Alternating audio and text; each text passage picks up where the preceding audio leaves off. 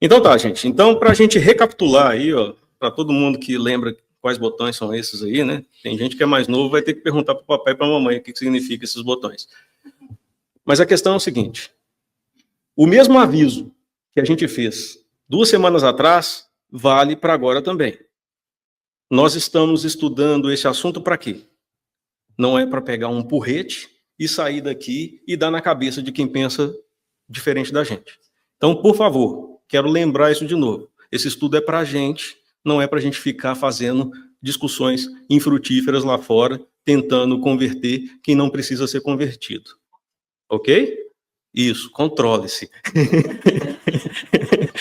Tá? Porque o nosso ímpeto é esse, né? Partir para a discussão, partir para o embate. E não é esse o nosso objetivo. Nosso objetivo é agregar conhecimento. Ok? Então tá. Vou fazer uma pequena revisão do que a gente fez de conversa 2 semanas para trás, só para a gente refrescar a memória. Tá? É muito importante a gente lembrar a importância do contexto. A gente falou sobre isso, que existem 3 perguntinhas fundamentais que a gente precisa ler quando está lendo o texto bíblico. Quando foi escrito, para quem foi escrito e por que foi escrito. Tudo isso faz parte da contextualização daquela passagem e isso te evita cair em armadilhas. Você tirar uma passagem do contexto é um perigo. A gente até contou uma historinha, lembra? Bom, depois a gente falou sobre as mudanças naturais que qualquer língua sofre. E a gente lembrou que a Bíblia é uma coletânea de livros que vai da Gênese até o Apocalipse. E que a distância temporal entre um livro e outro vai para mais de 1000 anos.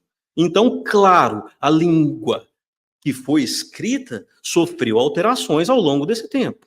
A gente até brincou com a carta de Pero Vaz de Caminha, que a gente teve que traduzir do português para o português, porque a gente não entendia. Coisa de 500 anos atrás. Então, a gente tem que estar atento às transformações da língua ao longo do tempo.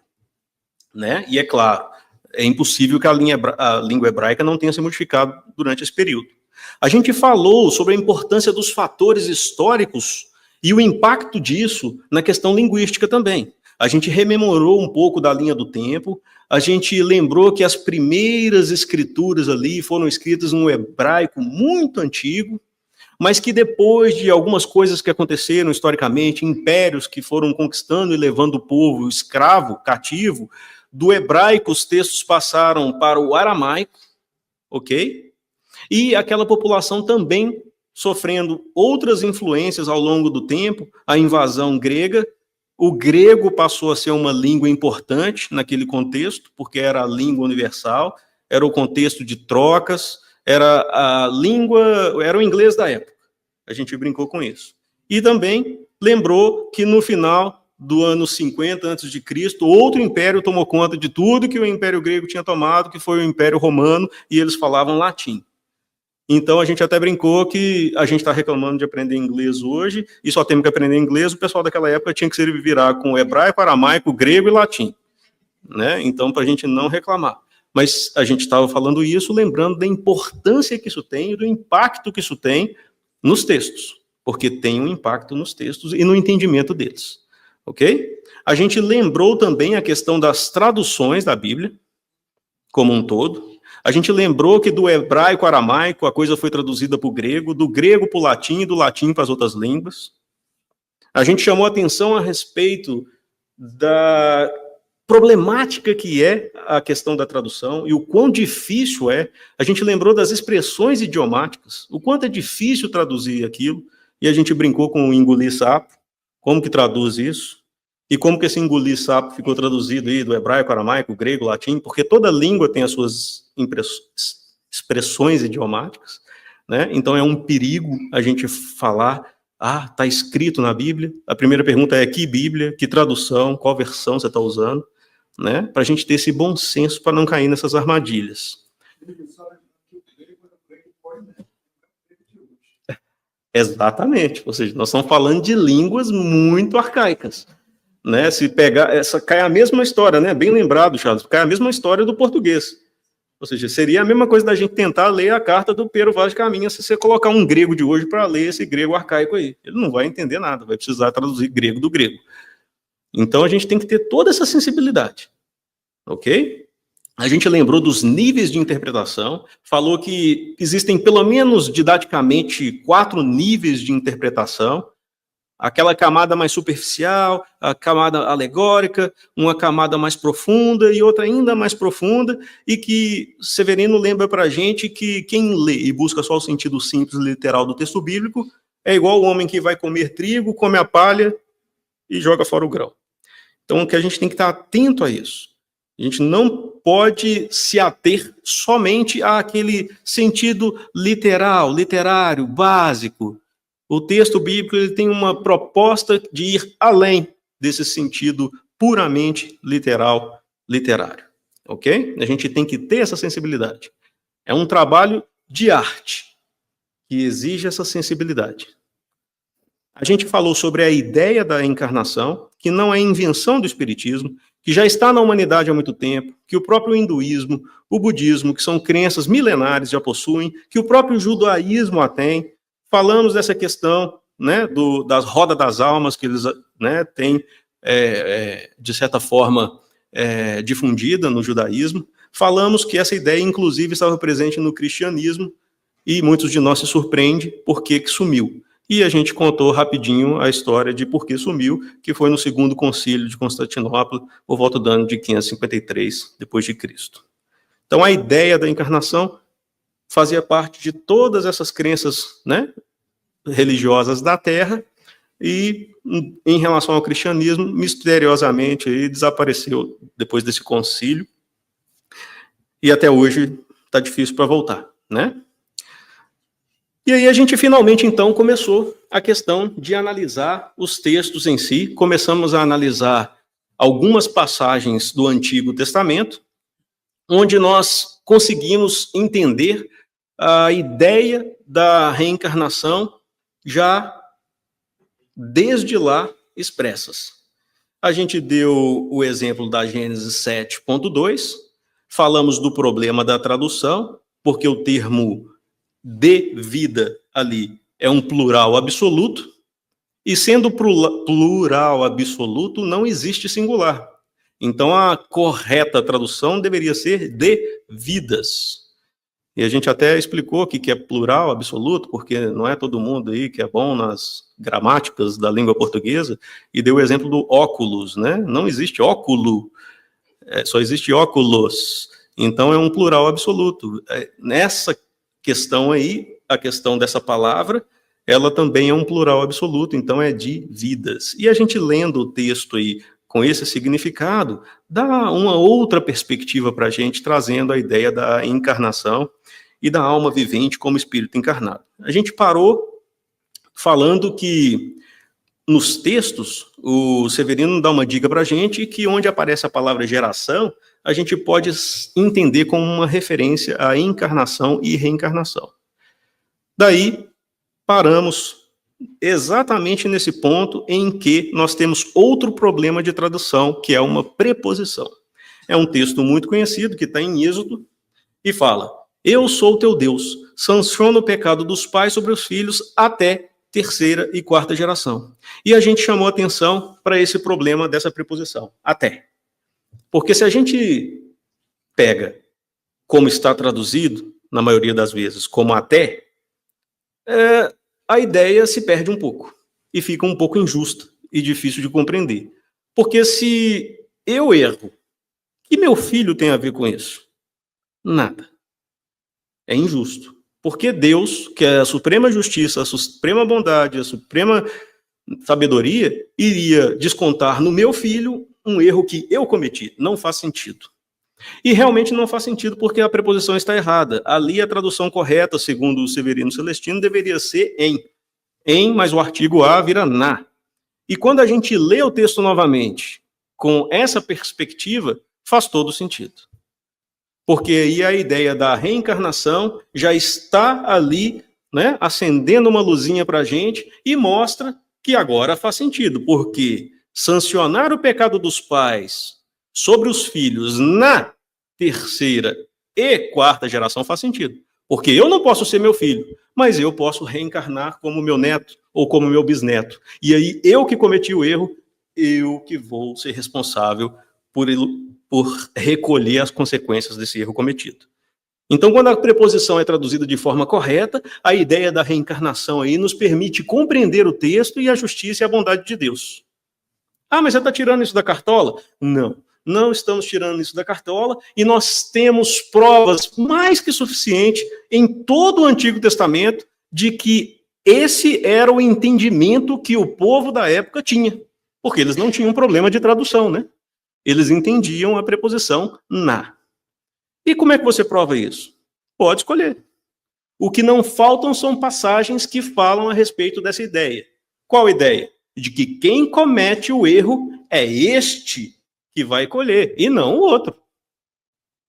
Então tá lá, ó, Deuteronômio: os pais não serão mortos em lugar dos filhos, nem os filhos no lugar dos pais, cada um será executado por seu próprio crime. Nestes dias já não se dirá: os pais comem uvas verdes e os dentes dos filhos se embotam. Olha só. Que pensais vós, os que usais essa parábola sobre a terra de Israel, dizendo: os pais comeram uvas verdes e os dentes dos filhos se embotaram? Vivo eu, diz o Senhor Deus, que nunca mais direis essa parábola em Israel. Ou seja, os profetas estão aí combatendo veementemente. Não é o filho o responsável pelos erros do pai. Isso é injusto. É quem cometeu o erro. Este sim o responsável. E por aí vai, gente, ó. Todas as referências aí para vocês, eu acho que é chover no molhado a gente ficar lendo todas elas, né? Então, a ideia era muito clara para aquele povo. Um Deus justo deveria sancionar os erros sobre você que errou, e não sobre o seu filho.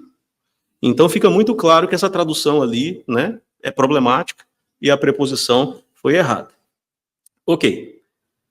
Continuando, Jeremias, ele tem uma passagem muito legal que fala: antes de formá-lo no ventre, eu o escolhi. Antes de você nascer, eu o separei, eu designei profeta das nações. Então aqui fica claro nessa passagem que o Espírito já existe. Ele foi criado antes do nascimento. Não existe essa concepção que muitas correntes teológicas têm de que o Espírito ele é criado na hora da concepção, na hora do nascimento. Não. Aqui já está muito claro, Jeremias falando, ó, antes de formá-lo no ventre eu escolhi. Ou seja, já existia antes. O Espírito já existia, tanto que foi escolhido. Antes de você nascer, eu separei e designei profeta às nações. Então fica muito claro a ideia da encarnação, aí, da reencarnação. O Espírito já existia e foi designado para aquele corpo. Faz sentido? Estou indo muito rápido, gente, tá ok? É porque tem muita coisa. Então tá, mais uma. Jó. Pergunta às gerações passadas e medita a experiência dos antepassados. Somos de ontem e não sabemos. Olha que interessante. Somos de ontem e não sabemos. Nós aprendemos no Espiritismo o quê? Que quando a gente encarna, ocorre o quê? Esquecimento do passado. Não é? Mas nós somos de ontem. Essa não é a primeira vez que a gente veste um corpo de carne. Essa não é a primeira vez que a gente anda na Terra. E está aí Jó lembrando para a gente que nós somos de ontem, só não sabemos, só não lembramos disso. Ok? Mais uma passagem bem sugestiva aí para a gente. E aí, agora, a gente pega Malaquias. Malaquias ele foi o último profeta do povo hebreu antes da vinda de Jesus. Tá? Depois dele, ficou mais ou menos em uns 400 anos de silêncio profético lá em Israel. Ele foi o último, ele é o último do Antigo Testamento. E o que Malaquias falou de importante para a gente nesse estudo de hoje? Ele falou uma coisa muito interessante. Ele falou assim, ó, eis que vos enviareis o profeta Elias, antes que venha o grande e terrível dia do Senhor. Então ele fez uma profecia. Malaquias, ele disse que antes que o Messias viesse, Elias tinha que voltar. Que Elias, gente? Elias foi um profeta do povo hebreu. Vamos tentar entender isso aqui na história da linha do tempo desse povo. Tá? Calma, não se assuste. Tá? É bagunçado mesmo. Mas a ideia aqui é só a gente ver a questão das datas. Tá? Não se preocupe. O que eu quero mostrar aqui é o seguinte. Elias, ele viveu mais ou menos nessa época aqui, ó, época de reis. tá? 600 anos antes de Cristo. Tá? 600 anos antes de Cristo. Malaquias, 200 anos depois, 400 anos antes de Cristo, falou, ó, antes do Messias vir, o Elias lá, que viveu 200 anos atrás, ele tem que voltar. Ok? Malaquias está aqui, né? 400 anos antes de Cristo. Então, olha a diferença. E aí depois ficou 400 anos sem vir profeta nenhum.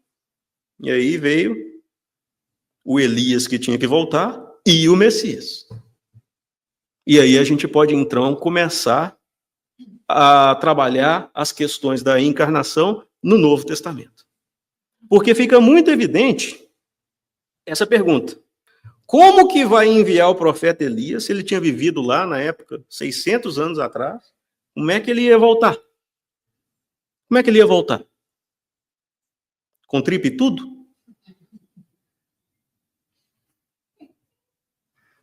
Então o povo tinha uma ideia de como que ele voltava. É a questão da roda das vidas que a gente viu lá atrás. Eles sabiam que existia a reencarnação e que a reencarnação era para alguns. Eles não acreditavam que eram para todos, mas eles tinham a noção que alguns poderiam retornar. E esses alguns eram os profetas, escolhidos de Deus. Então Elias tinha que voltar. Isso era muito claro para eles não tinham dúvida.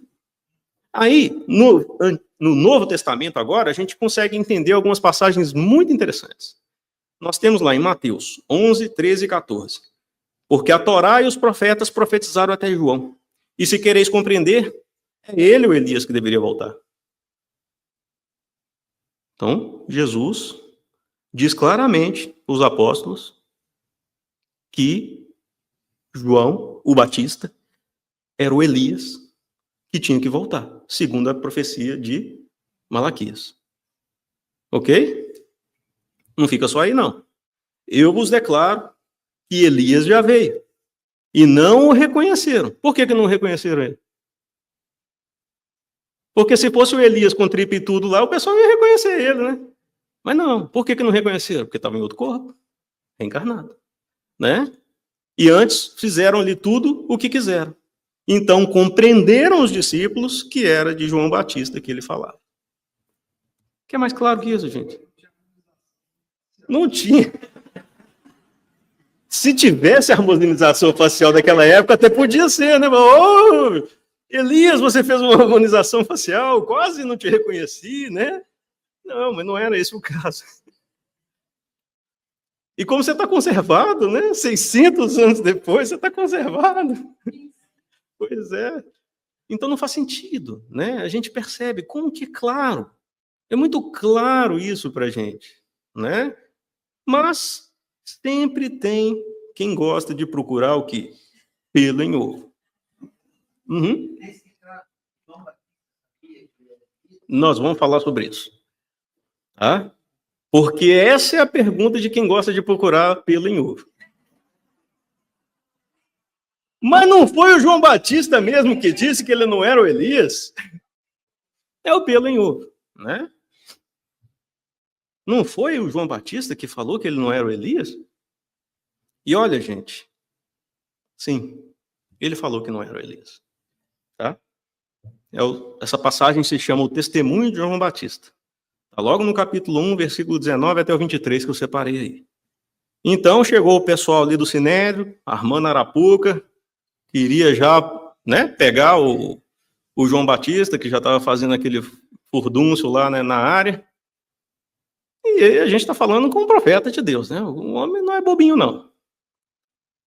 E chegaram para ele e perguntaram, aqui, quem é você? E ele já logo falou, no versículo 20 lá, eu não sou o Cristo. Ele já falou de cara, porque estavam querendo, né, incriminar ele de alguma forma. Ele falou, eu não sou o Cristo. E interrogaram-no, então quem és tu? Tu és Elias?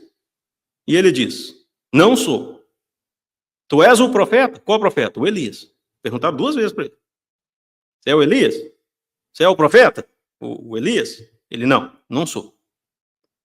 Então disseram-lhe, quem é? Para darmos uma resposta ao que nos enviaram. Que dizes a respeito de ti mesmo? E ele disse, eu sou a voz que clama no deserto. Endireitai o caminho do Senhor, como diz o profeta Isaías. Então foi essa a resposta que ele deu. Tá? Tá, e agora? Quem poderá nos defender? Nesse primeiro momento, gente, eu vou pedir só uma coisa para vocês, nesse primeiro momento. Que vocês façam uma escolha. Se vocês tivessem que escolher, quem você acha que sabe mais, em quem você prefere acreditar?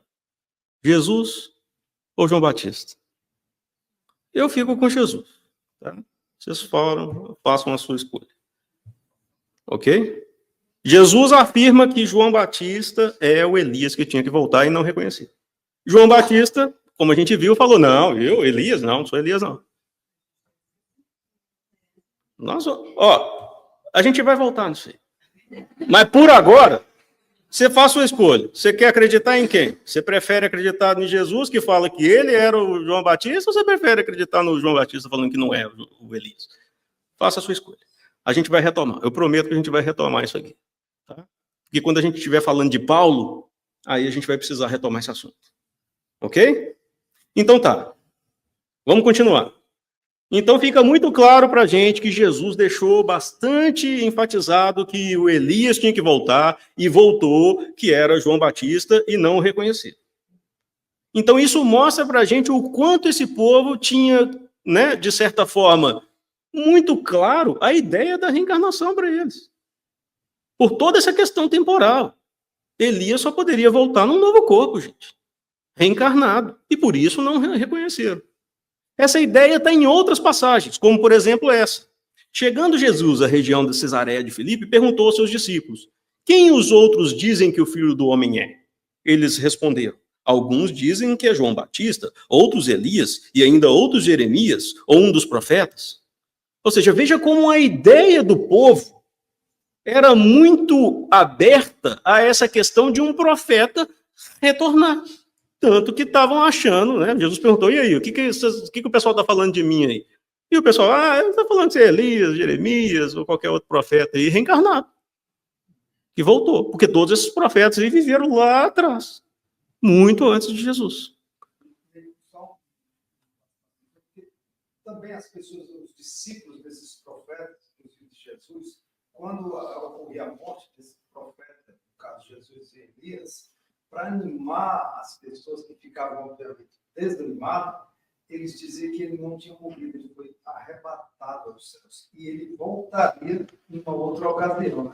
E as pessoas não ficaram tão abatidas, né, por aquele... Elias, sim. Eles não morreram assim, segundo a tradição. Mantiveram vivos nessa ideia, né? Exatamente. Então, eles criaram toda essa concepção aí para poder manter a chama acesa, né? Então, é isso, gente. Mas eles sabiam que dava para voltar. De alguma forma, era possível voltar. Mesmo depois de morto, arrebatado ao céu, ou seja lá o que seja, eles tinham que voltar. E nem sempre era possível reconhecer por quê? Porque o corpo estava diferente. O que é isso? Reencarnação. Faz sentido? Agora vamos falar do elefante da sala, né? Paulo. Porque tem uma passagem de Paulo que é complicada, que muita gente usa como porrete para dar na nossa cabeça. Tá? E que passagem é essa? Vamos lá. Está lá, Hebreus 9:27. Da mesma forma, como o homem está destinado a morrer uma só vez e depois disso enfrentar o juízo. Pronto. Pegam isso aqui. Morrer uma só vez. E vocês ficam falando aí de reencarnação. Paulo falou lá que só está destinado a morrer uma só vez, depois disso vem o juízo, e a gente faz assim, e agora, meu Deus? Né? E agora? E aí eu falo para vocês, calma, respira. Vamos usar o atributo que Kardec nos ensinou a usar, que é a razão. Não é verdade? Vamos pensar.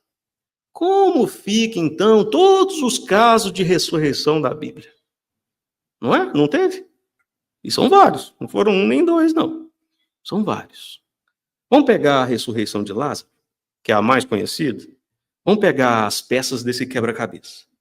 E vamos tentar entender segundo a mente de quem acha que Paulo está falando dessa forma de que morrer uma única vez é contra a ideia da reencarnação. Vamos tentar pensar como eles. O que acontece? Tem lá o fato do Lázaro ser ressuscitado. Lázaro morreu, né? E aí? Segundo Paulo, o que deveria vir depois da morte? Julgamento. E aí, segundo as concepções, né, do julgamento, num julgamento você é absolvido ou você é condenado. Então, a gente tem algumas pecinhas na mesa ali, e qual que era a peça lógica, segundo esse pensamento de Paulo, para a gente escolher? Vai para o céu ou vai para o inferno, né? É a peça que encaixa ali dentro desse raciocínio. Mas não foi isso que aconteceu. A peça, de fato, que foi escolhida foi ressuscitar. Não encaixa. E agora? Então, o que acontece? Nesse caso de ressurreição, a gente tem uma quebra dessa questão de morrer e ser julgado, e você quebra também a questão de que só se morre uma vez, porque aí o Lázaro continua vivo, gente. Alguém encontrou com o Lázaro aí na esquina? Não, ele morreu de novo, né? Então ele morreu 2 vezes, pelo menos. Então quebrou 2 coisas aí dentro desse raciocínio. Quebrou a questão de morrer e ser julgado e quebrou a questão de morrer uma vez. Então a pergunta que a gente faz é: será que Paulo não conhecia o que aconteceu com Lázaro quando ele escreveu essa carta aos Hebreus? Será possível que Paulo não sabia dessa passagem? Será que deram um rascunho para ele, estava faltando essa parte? Será que Jesus resolveu que Lázaro podia ser uma exceção a essa regra de morrer uma única vez? Um privilégio, talvez? Não, Lázaro pode. Lázaro é chegado. Será que ele era exceção à regra? Ou será que nós não estamos entendendo o que Paulo escreveu? O que será mais plausível? Talvez nós não entendemos muito bem o que Paulo escreveu, né? Vamos tentar entender, então? Bom. Lázaro era chegado. Quando Paulo está falando ali de morrer uma vez só, gente, ele dá outras pistas em outras cartas a respeito desse pensamento. Olha só, em Coríntios ele está falando que é semeado o corpo material e ressuscita corpo espiritual. Lá em Coríntios também, o Johnny está ali todo sorridente, né, Johnny? Só porque eu citei Coríntios. Irmãos, eu declaro a você que carne e sangue não podem herdar o reino de Deus, nem o que é perecível pode herdar o imperecível. O que Paulo está falando, gente? Ele está falando que existem 2 gêneros de corpos de vida, a vida espiritual e a vida material. Tem gente que está querendo ir para o céu com tripa e tudo, como diz o Severino, e não é assim. Temos um corpo espiritual, não é verdade? E fica muito claro que Paulo sabia disso. Então, o que ele está falando de morrer uma só vez? O que será que ele quer dizer? Vamos tentar entender o real sentido das palavras. Qual que é o contrário de vida, gente? Morte. Como é que fica, então, o nascimento? Vixe, deu nó na cabeça, não deu? Sabe por quê? A questão é que morte é o contrário de nascimento, tá? O contrário de morte é nascimento. Vida, ela é eterna. Você está vivo, ainda que você tenha passado pelo fenômeno da morte, seu espírito continua vivo. E você continua vivo, mesmo que encarnado. Você nunca sai da vida. O que acontece é, temos o fenômeno da morte e temos o fenômeno do nascimento.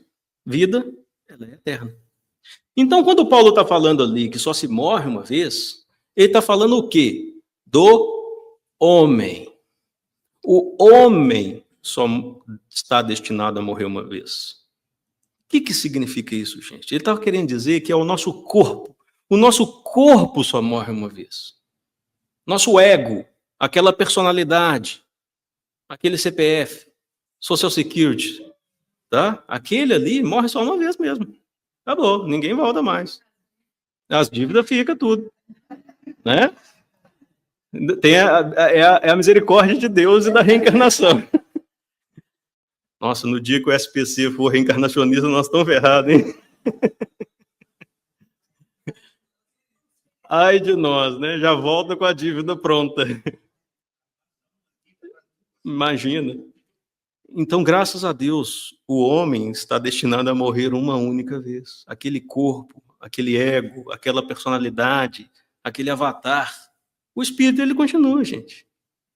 A essência, ela continua a mesma. É o mesmo espírito.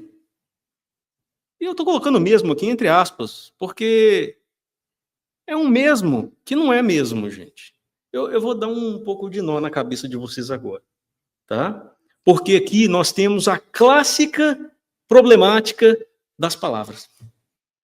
A linguagem humana. A linguagem humana é problemática, gente. Porque a gente tem uma palavra ali que é mesmo, e não temos outra para designar o que eu gostaria de expressar nessa ideia. Porque o espírito é o mesmo, mas não é o mesmo. O que você está falando? Calma. Vamos tentar entender isso. Vamos tentar entender o ciclo da vida? Vamos pegar a fulana? Tá? A fulana está lá, um espírito bem bonitinho, e ela vai encarnar. Tá? Ela vai encarnar e vai ter um corpinho, então, de bebê. Ah, a fulaninha nasceu. Tá aí a fulana. Ela encarnou na Terra. Recebeu o nome de fulana, tá? E ela vai crescer. Ela vai passar, né? O corpinho dela vai se transformar, e ela de bebê vai virar uma criança. O que aconteceu com aquele bebê? Ele mudou muito, não é? Mas é o mesmo. É o mesmo, mas não é. Transformou, não transformou? Mas continua sendo aquele indivíduo, não é? Então, mas de criança ela vai passar para adolescente. E como muda, gente? E como muda? Mas o que aconteceu? Mudou de espírito? Não, o espírito é o mesmo. Mas não é o mesmo, porque deu uma mudada, né? A personalidade muda, as experiências agora são outras. Você está entendendo que é o mesmo, mas não é o mesmo? E assim vai, da adolescência vai para adulto jovem, de adulto jovem vai para a madureza, da madureza vai para a velhice. Não é? E como muda, né? Mas é o mesmo espírito. Só que é o mesmo espírito, mas não é o mesmo que começou lá como bebê. Está entendendo o que eu estou querendo dizer? É o mesmo, mas não é o mesmo. Exatamente igual. Tem uma bagagem, tem algumas coisas que foram sendo acrescentadas, experiências vividas. Tá? E aí o que acontece? Da velhice, volta a ser espírito. Fulana desencarna. E aí a fulana precisa encarnar novamente, claro, como todos nós. E vai começar um novo ciclo. E agora a fulana é o mesmo espírito, só que agora eu vou chamar de espírito plus. Porque ela ganhou todas aquelas experiências lá, vivendo como fulana, né? E agora a fulana virou Beltrana. E já não faz mais sentido a gente chamar ela de fulana, né? Ela não é mais a fulana, agora ela é a Beltrana, encarnada. É o mesmo espírito, mas não é o mesmo espírito. Vocês estão entendendo? E vai começar todo aquele ciclo de novo. Então, gente, agora dá para a gente entender a resposta do João Batista. Vocês conseguem entender agora? Ô, João, você é o Elias? Não, eu sou o João Batista. Eu não sou Elias. Eu posso ter sido Elias, né? Mas ninguém perguntou. Você foi o Elias? Ainda bem que não fizeram as perguntas para ele, né? Porque ele ia ter que responder. Ele não mentiu, hora alguma. Você é o Cristo? Não, não sou o Cristo. Não mentiu. Você é o Elias? Não, não sou o Elias. Ele também não mentiu. Eu sou o João Batista. Eu não sou Elias. Posso ter sido, mas não sou. Está entendendo agora? Faz sentido agora a resposta do João Batista? Juntando isso com o esquecimento da encarnação. Faz sentido ele ter respondido dessa forma? Jesus está certo ou está errado falar que ele era João Batista? Quem escolheu Jesus, ainda bem que vocês escolheram Jesus. Sempre escolham Jesus. Não é verdade? Então agora a gente consegue entender essa questão. Respondeu essa dúvida do João? E por que o João falou que não era? Porque de fato ele não era. Agora ele era João Batista. Mas com toda a bagagem de Elias que ele tinha lá atrás. Claro. Ok? Fala, Júlio. A questão do corpo morre uma vez. Mas, na verdade, cada vez que ele volta para o ciclo, ele morre. Morre. Depois o corpo morre de novo. Mas é outro corpo. É outro CPF. Nessa vida você só morre uma vez. Sabe qual que seria o problemático? Se Paulo tivesse falado assim, ó, só se nasce uma vez. Aí a gente estava com um problema. Mas ele não falou isso. Ele falou só se morre uma vez. Você só morre uma vez, claro. O corpo morreu, já era. É só o outro agora. O espírito continua o mesmo. Entre aspas, porque ganhou toda aquela experiência. Agora é só outro corpo. Entendeu? O Lázaro não estava morto, por isso que ele morreu a segunda vez, né? Entre aspas. Na verdade, ele não tinha morrido nem a primeira. E para quem quiser entender a questão de Lázaro, a gente teve a oportunidade de conversar sobre a ressurreição de Lázaro numa palestra. Está no YouTube, para quem quiser assistir depois. A gente falou sobre isso. Porque, na verdade, Lázaro não tinha morrido de fato. Ele estava num estado de catalepsia, letargia, né, que naquela época, e até hoje, em muitos rincões do mundo, aí, a pessoa às vezes é enterrada viva por causa disso. Né? Aí que acaba de desencarnar mesmo. Né? Então, a questão da ressurreição de Lázaro é outra. Né? Exato. Eu vou lá acordar ele. Fala isso várias vezes. Né? Ele repete várias vezes que Lázaro está dormindo. Mas como o pessoal não entende, aí ele vai ter que falar, não, Lázaro morreu e eu vou lá acordar ele. Para ver se o povo entendia. Porque o povo não estava entendendo. Porque estava falando acordar, e o povo estava achando que ele estava dormindo assim, gostosinho lá, de sono físico, sem ser essa patologia, vamos dizer assim.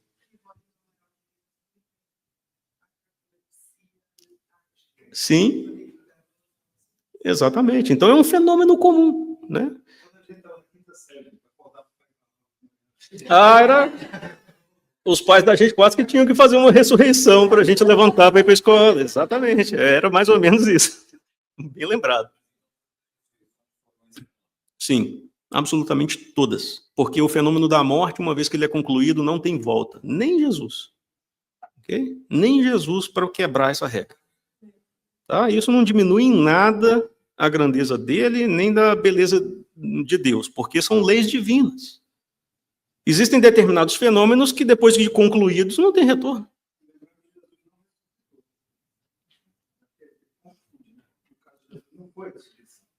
A gente que chama de ressurreição, na verdade, ele acordou de novo. O rapaz estava dormindo, né? Ele fez uma injeção de fluidos ali para poder, segundo o que Kardec propõe na Gênese para a gente, essa bomba, né, magnética, de energia, de transferências de energia vital, para poder trazer o Lázaro de novo a essa situação de, entre aspas, vida, né?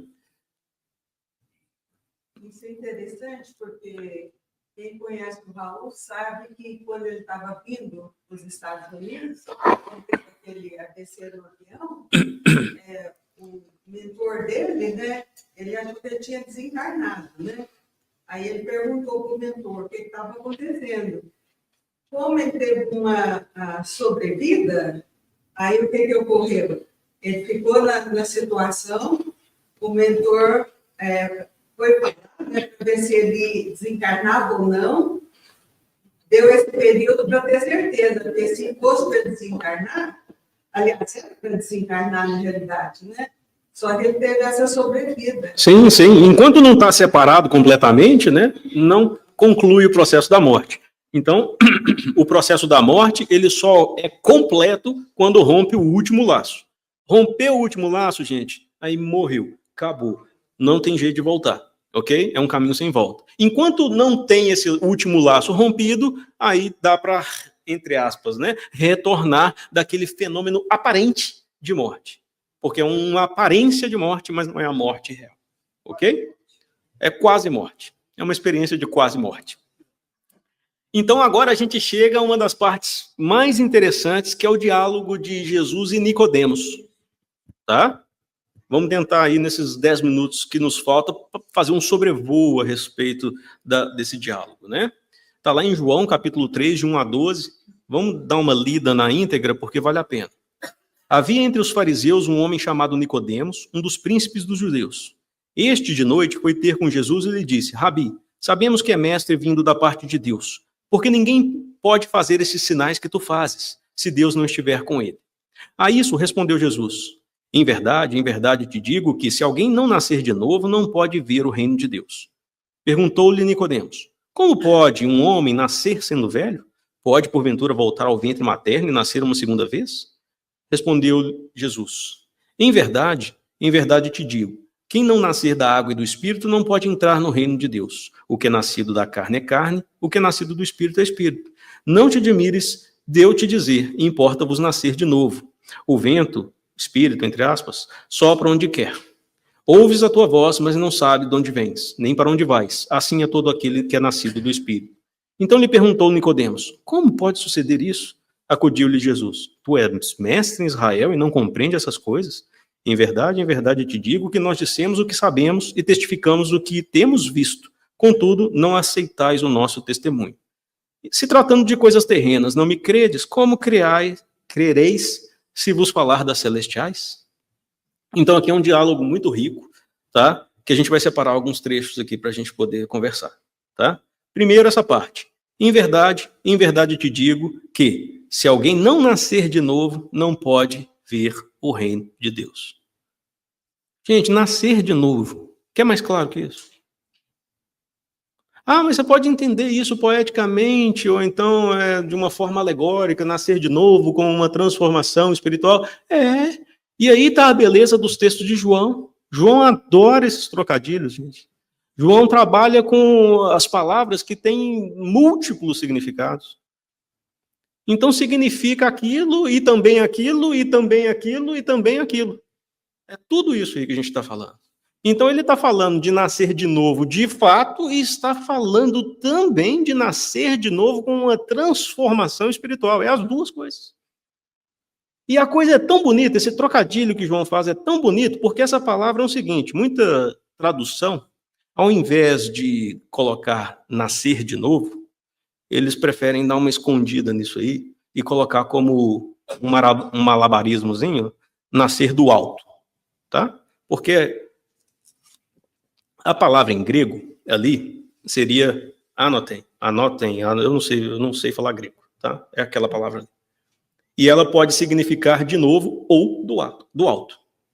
Então um tradutor que traduzir aquilo ali como nascer do alto, ele tecnicamente não traduziu errado, não.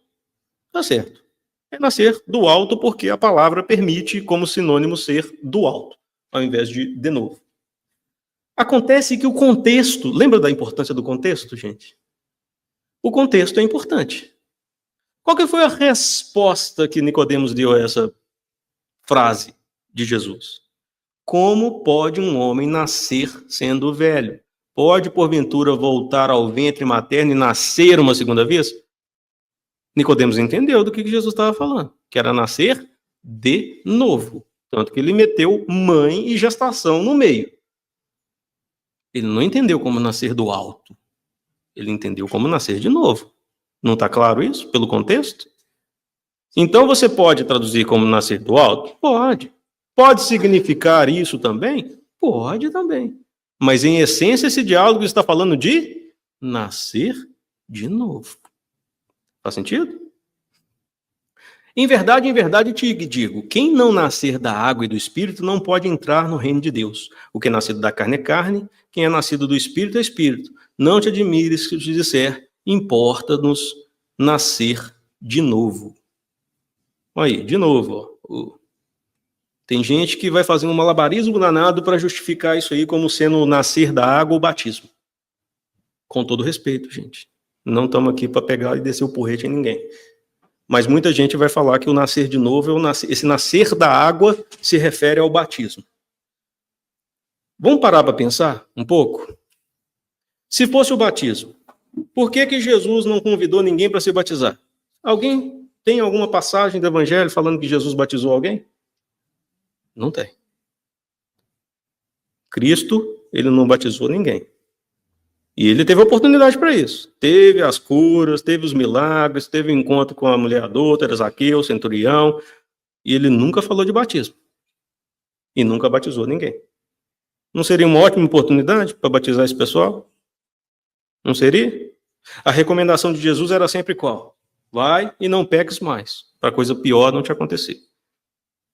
Nascer da água se enquadra mais no Espírito do que nascer do batismo.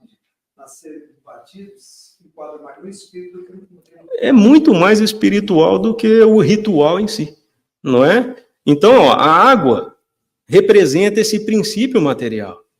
Lá em Gênesis, nós temos que o Espírito de Deus se movia sobre a face das águas. Tudo, né, do mundo material vinha da água.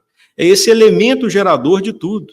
Então, esse nascer da água aí fica muito claro para a gente que é o renascer do corpo físico mesmo, também. Não só o renascer espiritual. Você pode entender como um renascimento espiritual.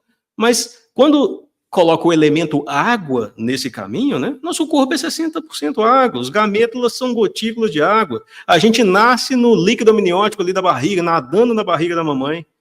Não é? É nascer da água, gente. Então, como Deus, ele é bom e justo, se o batismo, né, tivesse esse fim salvacionista, né, o que ia acontecer com a humanidade que viveu antes de Jesus e não foi batizada? Cadê a justiça e a bondade de Deus? O que vai acontecer com aquele povo todo que não foi batizado antes, gente? Ah, eles foram perdoados, eles não sabiam e tal, não sei o quê. Ah, eu queria ter nascido lá então. Entende que não faz sentido isso? Tá? Não é o batismo, né? O vento sopra onde quer, ouve tuas vozes, mas não sabe de onde vem, nem para onde vai. Assim é todo nascido do Espírito. O Espírito sopra onde quer. Essa passagem aqui, às vezes, é traduzida como vento. E aqui é interessante, né? Porque a palavra pneuma, ela é repetida, né? Outras 5 vezes nesses versículos aí. 5, 6, 7 e 8. E em todas elas é traduzido como Espírito. E aí, de repente, o pessoal resolve que vai traduzir como vento na próxima vez que ela aparece. Pode ser? Pode. Até mesmo porque essa brincadeira, como o João faz, né, porque a palavra pneuma é espírito e vento, fica muito associado a essa ideia.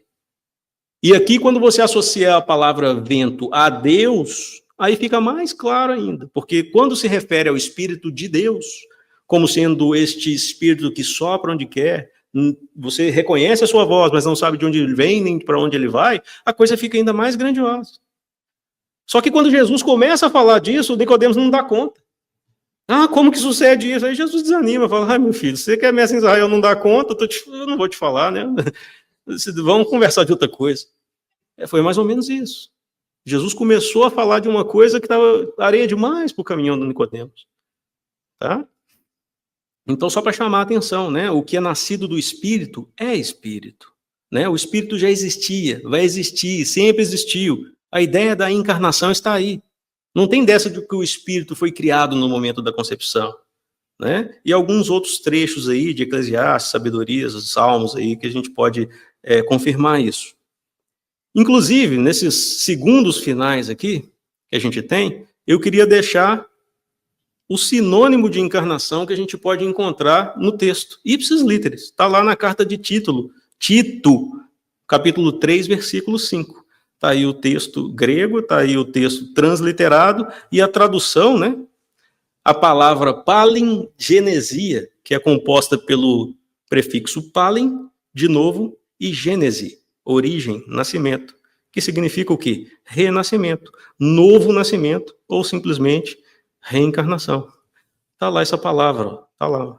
Não por obras da justiça que tivesseis feitos, mas segundo sua misericórdia nos salvou pelo lavatório da reencarnação, pelo renascimento de um Espírito Santo. Isso aí é uma sugestão dada por Carlos Torres Pastorino, autor do Minutos de Sabedoria, né? Está lá no Sabedoria do Evangelho, capítulo 1, conversa com Nicodemos. E ele vai explicar também sobre a questão do artigo em grego, artigo definido, artigo indefinido, e por que um Espírito Santo e não o Espírito Santo, e isso faz toda a diferença na interpretação. Tá? O tempo acabou, gente, mas essa era a pálida ideia que a gente gostaria de dar a respeito da reencarnação e como ela está repleta, lotada, em todo o texto bíblico, desde o Antigo Testamento até o Novo Testamento. É só ter olhos de ver, é só ter boa vontade, é só ter o raciocínio, né, honesto e voltado para realmente o conhecimento, o querer saber, sem qualquer tipo de embate, sem qualquer tipo de preconceito. Está lá, porque as verdades de Deus são verdades universais, são leis do Pai, imutáveis e eternas. Então fica aí a sugestão, principalmente para que a gente não tenha receio de estudar a Bíblia. como um todo. Porque nós espíritas muitas vezes temos esse receio.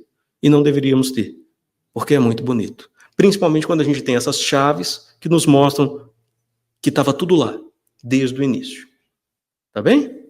Então, obrigado a todos pela paciência. Vamos encerrar para a gente descontrair um pouco aquela clássica piada, né? Fica tranquilo. Eu também não acreditava em reencarnação quando tinha sua idade. O netinho falando para o vovô.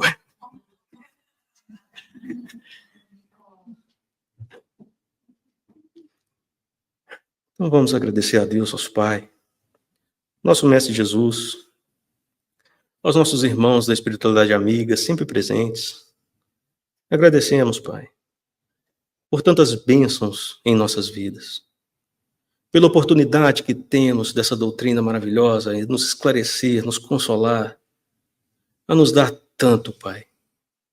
Ajuda-nos a fazer valer a pena todo esse investimento que o Senhor coloca nessa oportunidade que temos agora de estarmos encarnados na Terra. Ajuda-nos, Pai, a fazermos melhor. Ajuda-nos a cumprir aquilo que nos propomos fazer quando decidimos voltar. Que saibamos aproveitar essas dádivas, Pai. Dai-nos equilíbrio, discernimento, para fazermos as escolhas como espírito imortais que somos, pois muitas vezes esquecemos disso. Nos ampare em nossas fragilidades, nos proteja, abençoe todos aqueles que estão conosco nessa jornada, Pai, encarnados e desencarnados, principalmente nas convulsões deste mundo em transformação em que vivemos atualmente. Ajuda-nos a nos guiarmos pela luz do Evangelho de nosso Senhor Jesus Cristo, este farol da humanidade, para que não nos percamos nos ventavais e tempestades da transformação. Que cada um aqui possa receber aquilo que veio buscar e possa ter um reinício de semana abençoado sob sua proteção e amparo, Pai. Que assim seja.